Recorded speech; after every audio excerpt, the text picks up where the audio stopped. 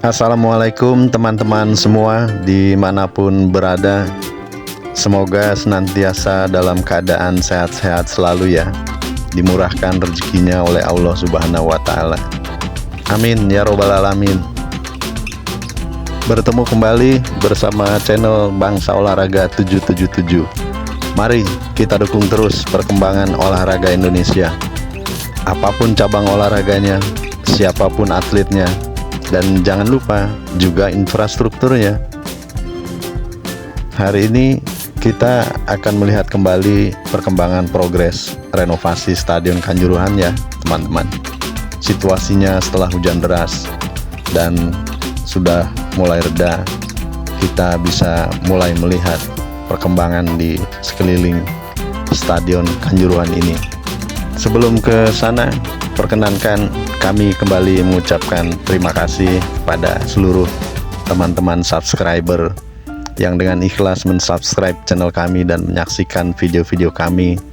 Semoga menjadi amal ibadah bagi teman-teman semua, dan juga kepada seluruh teman-teman yang menyaksikan video kami namun belum sempat untuk mensubscribe. Mohon keikhlasan dan dukungannya untuk mensubscribe channel kami agar channel kami bisa lebih berkembang ke depannya teman-teman. Saat ini sudah mulai memasuki musim hujan teman-teman ya. Namun target dari renovasi Stadion Kanjuruhan yang direncanakan selesai pada akhir Desember ini dikatakan oleh Project Manager PT Waskita Karya bahwa akan selesai sesuai dengan waktu yang direncanakan. Kita lihat di dekat Monumen Singa Bermahkota, pagar perimeternya sudah bercat putih teman-teman ya. Hanya sedikit yang mengarah ke tribun utara yang masih belum terpasang pagar perimeternya, namun pilar-pilarnya sudah berdiri sehingga tinggal dipasang pagar perimeter tersebut. Sementara dari kejauhan sini kita bisa melihat pintu gerbang utama dari lobi barat atau tribun VVIP. Pagar perimeternya sudah tersambung di pintu gerbang ini namun masih bercat hitam, dan pagar perimeter ini terus sudah selesai sampai ke tribun arah selatan teman-teman. Sebagaimana telah kami sampaikan di video sebelumnya bahwa renovasi Stadion Kanjuruhan ini mulai dikerjakan pada September 2023 sebagai salah satu stadion yang direnovasi dari total 21 stadion dengan menggunakan dana APBN teman-teman ya. Sementara itu progres dari pengerjaan atap tribun VVIP atau tribun barat saat ini telah tertutup semuanya teman-teman ya, samping kiri, atas, dan juga samping kanan seperti terlihat di gambar ini. Tinggal menyisakan sedikit lagi yang dilakukan oleh pekerja untuk menyempurnakannya di area atau di bagian atap tribun VVIP ini. Sementara dari informasi yang kami dapatkan bahwa pengerjaan single seat di area tribun barat atau tribun VVIP ini sedang berlangsung dilakukan, dan ini terlihat juga gambar dari pagar perimeter yang sudah bercat putih di bagian sisi kiri sebelah tribun barat atau tribun VVIP mengarah ke tribun utara teman-teman. Tinggi pagar perimeter berwarna putih ini kurang lebih sekitar 3 meter, dan juga di arah tribun utara ini ada pintu gerbang yang berwarna hijau tersebut teman-teman ya. Dari sini tampak petugas atau pekerja sedang melakukan pekerjaan di bagian dalam dari tribun utama atau tribun VVIP. Renovasi yang dikerjakan oleh PT Waskita Karya bersama dengan PT Berantas Abi Praya ini ditargetkan selesai akhir Desember, dan sudah kurang lebih tinggal 28 hari lagi teman-teman.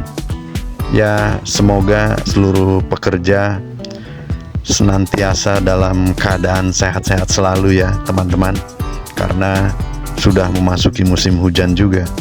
Namun begitu, pekerjaan tetap dilaksanakan, utamanya di bagian-bagian indoor. Sementara yang kami lihat di bagian-bagian outdoor masih bisa dilakukan proses pekerjaan seperti pembersihan puing-puing, dan juga terlihat juga pekerjaan penataan atau pengangkutan dari scaffolding yang sudah tidak terpakai di area tribun barat ini. Di titik ini pagar perimeternya sudah bercat warna putih, sementara setelah di titik ini mengarah ke pintu gerbang utama dan seterusnya ke arah selatan masih terlihat pagar perimeternya masih berwarna hitam, dan terlihat juga gerbang utama lobi barat teman-teman ya. Kalau kami perkirakan tinggi pagar atau gerbang utama ini kurang lebih sekitar 4 meter tinggi dan lebar kurang lebih 6 meter teman-teman. Jadi kami belum mengetahui apakah bus bisa masuk ke dalam. Umumnya bus pemain tersebut bisa masuk ke dalam untuk menjaga keamanan pemain. Namun kita tunggu informasi resmi dari pihak terkait atau pihak yang berwenang teman-teman ya. Apabila sudah ada informasi perihal apakah pemain akan turun di depan pintu gerbang lantas jalan ke lobi utama, atau busnya bisa masuk, karena melihat ukuran pintu gerbang tingginya seperti yang kami perkirakan kurang lebih 4 meter kali lebar 6 meter. Dari sisi sebelah kanan sini terlihat atap tribun barat bagian samping memang sudah selesai. Tampak pekerja sedang mengerjakan sesuatu di pintu pagar yang dibuka sedikit teman-teman ya. Dan dari kejauhan pagar perimeter sudah terpasang dan bercat putih di sisi barat mengarah ke tribun selatan ini. Dan juga pintu gerbang antara barat dan selatan sudah berdiri dan tinggal dilakukan finishing. Dan di sisi ini pagar perimeternya dari barat ke arah selatan mendekati G13 juga sudah terpasang teman-teman ya. Sebagian berwarna hitam, belum bercat putih. Di kejauhan nampak pekerja sedang melakukan proses pembersihan. Nanti kita akan coba dekati, melihat lebih dekat yang dilakukan oleh para pekerja di titik ini teman-teman.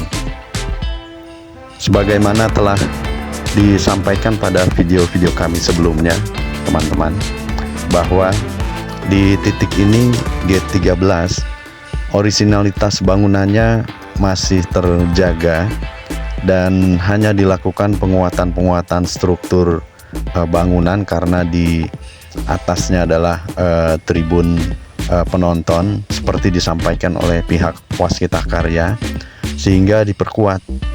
Dikutip dari superbowl.id teman-teman, bahwa renovasi Stadion Kanjuruhan ini mencakup akses tangga yang dirubah, pergantian rumput lapangan, pergantian lampu sorot atau lampu penyerta, dan juga perkuatan struktur bangunan, pemasangan pondasi bor di 240 titik sekeliling stadion, pemasangan kursi, dan juga pemasangan atap space frame di tribun barat teman-teman.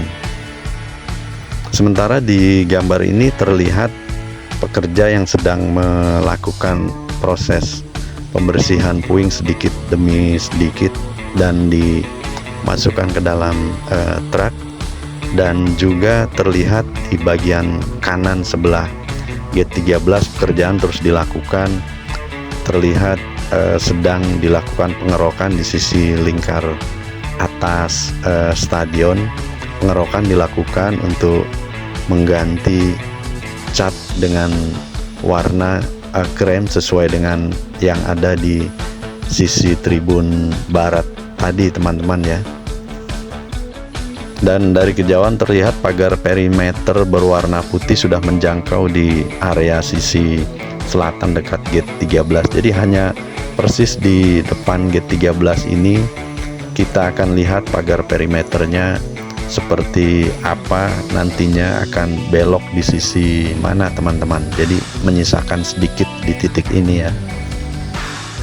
Dari sisi ini kita bergeser mengarah ke arah tribun timur. Situasinya akan kita lihat bersama, teman-teman ya.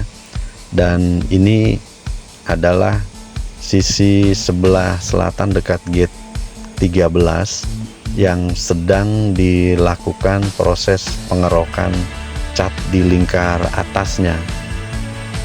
Dari sepanjang yang kita lihat berkeliling tadi, teman-teman, memang pekerjaan fisik itu masih dilakukan khususnya di pembangunan pilar-pilar pagar perimeter yang di outdoor ya.